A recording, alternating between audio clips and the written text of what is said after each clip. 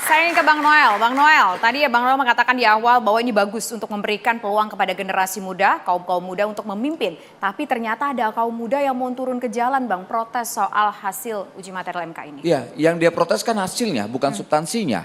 Tadi kawan-kawan BEM UI, kawan-kawan mahasiswa yang hadir di sini, saya yakin mereka sepakat soal kepilihan kaum muda. Nah, persoalan ada problem di Mahkamah Konstitusi, ya silakan aja kritik mahkamahnya. Jangan dikritik substansinya. Tadi kawan-kawan BEM Fakultas Hukum UI kan dia bilang, kami setuju dengan soal kepemimpinan kaum muda. Kami tidak punya masalah dengan itu. Yang kami masalahkan kenapa tergesa-gesa keputusan itu. Gitu. Itu adalah persoalan teknis yang menurut saya bukan domainnya untuk ngebahas soal itu. Jadi biarkan saja itu problem di mahkamahnya, silakan kawan-kawan mahasiswa, mereka punya hak secara konstitusional, punya hak secara demokratik untuk melakukan protes, silakan protes aja. Itu hak kawan-kawan dan itu harus kita dukung. Jangan dibiarkan yang namanya kekuasaan itu ugal-ugalan, entah itu di eksekutif, yudikatif atau di legislatif. Kita tetap harus patuh terhadap demokrasi yang sudah kita bangun. Jangan sampai kita alergi terhadap wacana-wacana yang terkait dengan perubahan, kemudian persoalan demokrasi. Jadi menurut saya sekali lagi, saya lihat rakyat hari ini sepakat dengan kepilihan kaum muda. Harus kita lawan yang namanya cara berpikir korup para politisi tua. Itu saran saya buat kawan-kawan anak muda, tetap semangat. Bung Karno sampai pernah menyatakan bahwa siapkan aku 10 anak muda, saya akan tundukkan dunia. Itu anak muda. Oke. Tapi saya mau kembali lagi nih ke mahasiswa. Sebenarnya kamu permasalahkan, Daniel, proses dari persidangannya atau hasilnya sebenarnya yang bikin kalian gerah? Begini Mbak, kami di sini melihat bahwa Mahkamah Konstitusi sebagai guardian of the Constitution sedang hancur. Begitu ya. Tapi di sini Mas Noel dan teman-teman lainnya mungkin hanya mempedulikan soal politik-politik elektoral. Tapi bagi kami ini jauh lebih besar dari itu. Bapak-bapak jangan berharap ada pemimpin muda kalau misalkan sampai sekarang Mahkamah Konstitusi, sampai sekarang hukum masih dijadikan mainan dari penguasa gitu. Jangan harapkan ada kepemimpinan anak muda, karena kami anak muda males. Kalau melihat bagaimana kondisi hukum yang ada sekarang, kondisi penjaga konstitusi yang ada, yang sudah hampir hancur gitu. Jadi jangan selalu apa-apa politisi anak muda, tapi nggak pernah peduli dengan apa yang jadi isu anak muda, apa yang jadi concern anak muda. Dan sekali lagi, justru ini yang membuat anak muda malas terjun ke dalam dunia politik. Oke, baik. Begitu Mas. Nah inilah tugas kawan-kawan mahasiswa, tugas-tugas anak muda. Setiap kita punya tugas sejarah. Saya ketika masih muda dan mahasiswa, saya menentukan pilihan politik saya di 98. Tumbanglah Orde Baru. Nah hari ini kawan-kawan mahasiswa BEM UI, lawan aja. Setiap anak muda itu punya sejarah masing-masing dan punya tugas sejarah masing-masing. Lakukan sejarah itu. Tidak pernah namanya sejarah membatasi gerakannya. Lakukan, kawan-kawan BEM, kawan-kawan mahasiswa, kawan-kawan anak muda. Apalagi hari ini 52% penentu kemenangan dan penentu perubahan untuk Republik ini ada di tangan anak muda. 52%. Oke baik. Nah sekarang saya mau ke Bang Ferry. Bang Ferry ini di ujung-ujung agak sedikit membingungkan ya. Ada yang mengkritik MK-nya tapi juga tampaknya setuju dengan hasilnya. Bang Ferry melihatnya bagaimana? Oh tidak bisa, dalam berbagai konsep hukum dan demokrasi proses juga berkaitan dengan hasil. Kalau prosesnya sudah salah, hasilnya sudah pasti salah meskipun terlihat benar. Jadi harus kita baca putusan MK ini, labirin relasi kekeluargaannya luar biasa dan akibatnya putusannya juga harus dinyatakan ini ada kepentingan keluarga di dalamnya.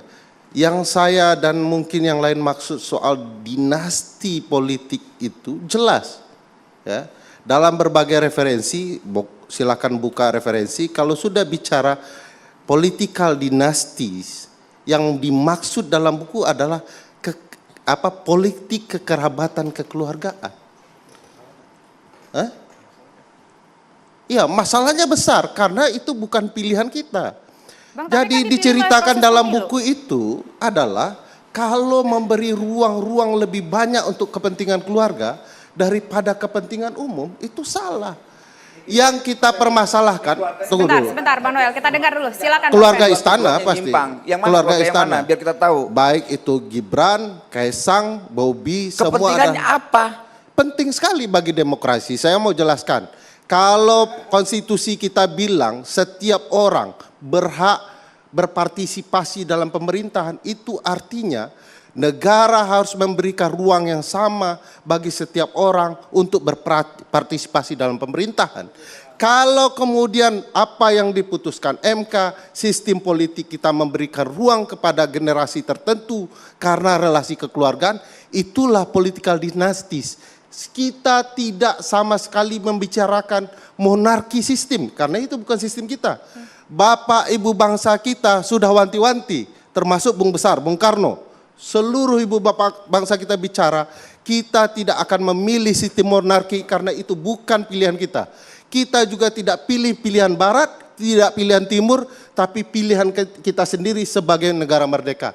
Pilihannya tidak mengistimewakan anak siapapun. Silakan Bang Noel, tampaknya ingin menambahkan. Nah inilah insinuasi yang seperti ini yang akhirnya tidak ada. mendidik. Saya menyebutkan konstitusi, silakan Bang Ferry. sebutkan Apa kepentingan Pak konstitusinya. Jokowi? Oh sangat besar kepentingannya. Anaknya Baik, Bang diberikan Ferry. tempat, ketua MK Tempatnya adalah apa? iparnya. Tempatnya yang di mana? Ini ruang untuk mencalonkan menjadi presiden, Bang. Oke, Salah atau silakan tidak? Bang Noel. Bang Noel. Salah besar Salahnya kalau di mana? politik dinasti. Gini, tinggal Kenapa gini. Kalau tidak nggak semua setuju, orang punya tolak. Loh, Kan hari ini dari begitu, nggak dari susah. dari Secara kemarin saya moral nggak menolak, susah kok. hari ini saya menolak. Yang aneh adalah Problemnya apa? orang-orang demokratis bicara demokrasi dikaitkan dengan reformasi, tapi tidak bicara tegas soal penolakan regenerasi yang sifatnya dinasti. Bung, justru kita Sebentar, menolak kita yang dengar namanya Noel. dinasti politik. Noel, saya Tapi kasih kenapa jalan diam tengah. ketika Sebentar, ada Bang. praktek politik dinasti yang sudah berlaku puluhan tahun di partai politik pada diam. Tapi ketika Pak Jokowi melakukan hal ini, itu Kita menjadi sasaran menolak tembak. Kita mau dinasti dengar partai suara Bang politik Luhut dari dulu deh. lama, Bang. Kenapa persoalan Rempang pada diam, persoalan anak Pak Jokowi Baik, pada Bang, diam? Bang, ini Saya semakin mau kasih melebar, jalan tengah. semakin melebar. Kita Gini, fokus gini. dulu ini soal pro dan kontranya. Saya 1 menit aja. Itu. 30 second. Saya mau ambil yang menyangkut pemuda tadi. Kita ini hipokrit sebenarnya. Kalau bicara untuk memperjuangkan aspirasi kaum muda, perjuangkan Iya. presidensial threshold 20% itu dihapus. Nah itu sepakat, nah itu Iya kan? kayak begitu substansi itu. Berarti yang MK setuju. memutuskan sesuatu yang benar-benar untuk menghapus diskriminasi. Jadi ada kerancuan. Jadi kita kembali ke pokok masalah supaya jangan kita terjebak. Ya. Memang lembaga ini menjadi sorotan serius hari ini MK. Bisa saja ini adu domba yang dilakukan dari kelompok mana kita tidak tahu. Iya. Bisa merugikan Presiden Jokowi, bisa merugikan partai Nah. politik, bisa merugikan semua yang berbincang di sini. Menurut saya, Oke, dihapus Bang Ruhut. saja. Kalau Baik, memang Bang sudah Ruhut. bikin rumit, hapus. Hapus Oke. MK aja. Kalau Oke, soal baik. Bang ambang Ferry, kita batas tahan itu, dulu, kita dengar suara Bang sebentar Ruhut Pak, kalau soal ambang batas pencalonan presiden itu putusan MK bilang open legal policy. Oh gitu ya? Oke, baik. Bang Ruhut, silakan Bang Ruhut, komentar Anda. Terima kasih Mbak. Apa yang dikatakan adik kita BEM FHUI itu benar. Awal beliau kan mengatakan, semua masalah ini kan yang bikin kita juga berdebat karena caranya. Kuncinya di situ kok. Ini adik kita BEM FHUI ini baik sekali, hebat. Saya bangga lihat FHUI. Ya, caranya ini yang buat, ya. Dan saya di satu TV tadi, wah, abang panas dong kalau begitu. Saya nggak panas. Yang saya lihat semua yang panas. Tapi saya mohon tetap kepala kita harus dingin. Ya, seperti BEM FHUI mengajak semua mau demo besok juga tolong. Ya, kita suasana ini udahlah. Ada persoalan, sekarang ini kan ada persoalan nih. Ya bagaimana kita bikin menjadi minimalis. Udah itu kita hilangkan. Kita memasuki pesta demokrasi kok. Ya. Di sini saya bukan membanggakan ketua umum saya, ya, Profesor Dr. Megawati Soekarno Putri, Haja, ya, Haja. Kami semua hirup pikuk ini pengendalian diri. Oke. Kalian turun ke bawah karena itu ya jangan nanti kaget. Nyatanya sebelum survei kami jauh sekali loh. PD Perjuangan itu akan menang. Oke. PD Ya. akan perjuangan menang besok kira-kira Pak Ganjar sama siapa Bang? Ah? Diumumkan sama siapa Bang? Ah, Ada kejutan itu. apa Bang? Ini penasaran banget nih pemirsa Bang. Itu yang saya katakan, kami ini disiplin. Ibu selalu mengajari etika. Ya, etika itu kita kedepankan. Tapi soal selentingan kabar malam ini Bu Mega bertemu dengan Pak Mahfud, apakah kira-kira jangan-jangan Pak Mahfud? Saya tegas, jangankan saya lah, Pak Joko Widodo kurang apa projo, ya, meminta, ayo dong, yang kemarin itu, beliau mengatakan, ojo kerasa gerusu, Ya. Oco ke susu. Jangan buru-buru. Kalau ditanya kepada kader PDI Perjuangan, termasuk Pak Jokowi, nggak ada, kita tegak lurus, nggak ada kami yang berani mendahului Ibu Megawati Soekarno Putri.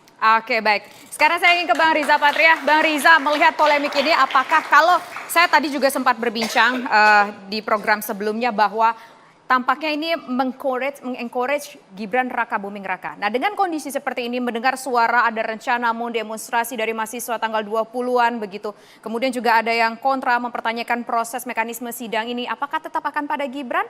Apakah itu masih besar kemungkinannya, Bang Riza? Jadi yang pertama saya ingin sampaikan bahwa mahasiswa demo bagi saya wajib. Supaya punya semangat juang. Supaya punya idealisme, supaya energik, supaya punya suara yang lantang. Mahasiswa begitu. Ya bukan nggak boleh belajar, tapi demo ya pada saatnya memang harus demo gitu. Itulah mahasiswa. Yang penting substansinya disampaikan secara baik, ya kan? Bukan asal demo, ya kan? Kemudian kedua, jangan anarkis, tertib. Saya kira teman-teman mahasiswa sekarang sudah tertib, tidak anarkis, punya substansi. Saya bangga dengan teman-teman mahasiswa. Pertanyaan saya belum terjawab, Bang Riza. Pertanyaan saya belum terjawab mengenai yang Gibran kedua, tadi. sebelum ke situ gini, Mbak Novi, Mbak Tisa. Jadi Indonesia ini kan negara demokrasi terbesar ketiga. Tapi kita harus jujur, kita masih berproses, masih belajar. Contoh tadi disinggung, soal parlemen threshold, presiden threshold. Bang Ferry, kami Partai Gerindra termasuk yang ingin 0%, presiden threshold. Parlemen threshold 0%, saya pimpinan pansus, saya komisi 2 pimpinan. Padahal, jangan lupa, padahal Partai Gerindra ya, pemenang kedua pemilu. Artinya, teman-teman mahasiswa, kami diuntungkan sebetulnya dengan 20%. Tapi kami tidak pernah mementingkan pribadi. Bapak Prabowo tidak pernah mementingkan kepentingan pribadi, sekalipun jelas-jelas mau nyapres, tidak mementingkan kepentingan partai, selalu mementingkan kepentingan nasional, kepentingan bangsa, kepentingan rakyat. Kami suarakan. Dan kami meyakini itu yang terbaik.